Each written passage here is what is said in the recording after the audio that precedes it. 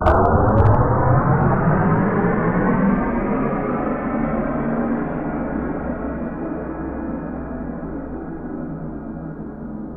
is new in space. He has yet to learn what he's up against on his road to the stars. Here is the report of one such encounter, a man on the trail of trouble, and the Thing on Sputnik 4.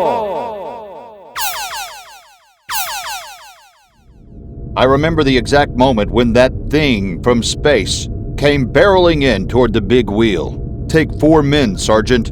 I want you to pick up that object.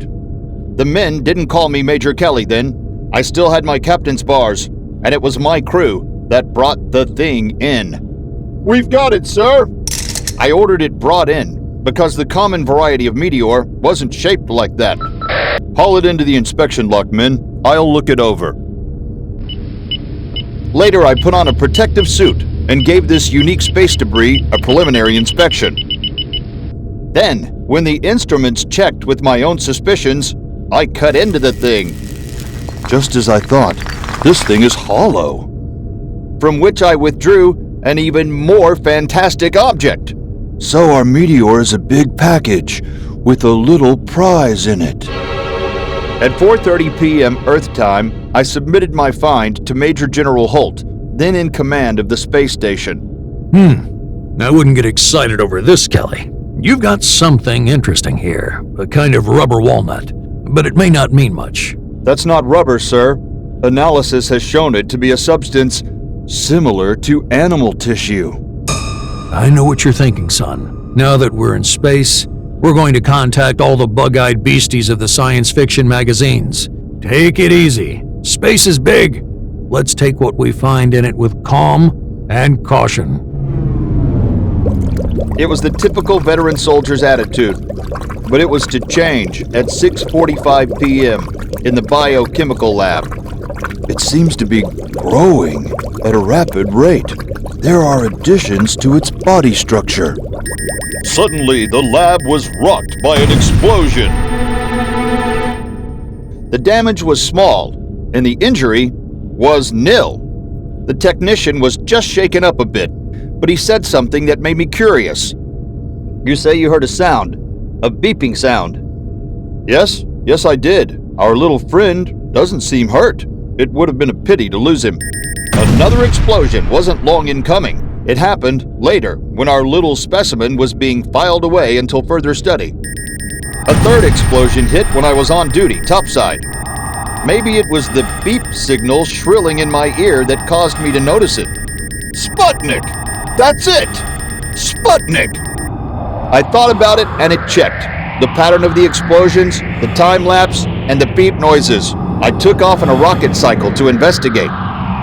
Sputnik 4 was the satellite the Russians had launched as a sort of memorial. It was supposed to circle the Earth for a long time to come and beep just as long. There it is, dead ahead, getting closer.